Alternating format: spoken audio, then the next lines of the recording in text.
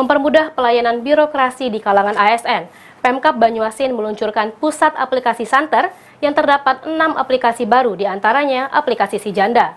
Dengan peluncuran aplikasi ini, Bupati Banyuasin berharap memiliki manfaat. Mempermudah pelayanan birokrasi di kalangan ASN, Pemkab Banyuasin meluncurkan pusat aplikasi santer yang terdapat 6 aplikasi baru, diantaranya aplikasi Si Janda atau Sistem Informasi Analisis Jabatan Elektronik. Lalu aplikasi Si Puma yaitu Sistem Informasi Indeks Kepuasan Masyarakat, serta aplikasi Si Laki atau Sistem Informasi Laporan Kinerja ASN dan sejumlah aplikasi lainnya. Adanya aplikasi ini cukup disambut positif oleh Bupati Banyuasin Askolani karena sebagai langkah inovasi dengan sistem terbuka dan mengurangi beban anggaran ATK. Bupati pun meminta aplikasi yang ada terus berjalan dan tidak mati di kemudian hari, sehingga diperlukan tenaga IT yang berkompeten. Dan juga mengurangi biaya seperti cetak, fotokopi, semacam dengan aplikasi tidak perlu.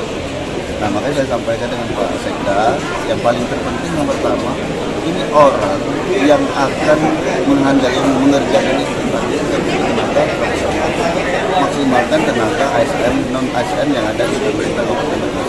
Kalau tidak ada atau kurang, harus kita mengajak atau menerima pegawai yang memang betul-betul ahli di bidangnya.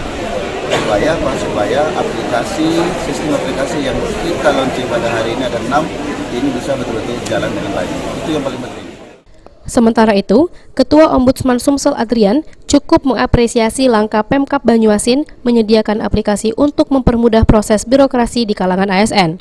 Harap nanti dengan adanya aplikasi ini, kinerja para teman-teman ASN dalam melayani masyarakat juga jauh lebih baik. Dan tentu saja yang paling penting adalah bagaimana membudayakan para teman-teman ASN ini memakai aplikasi ini.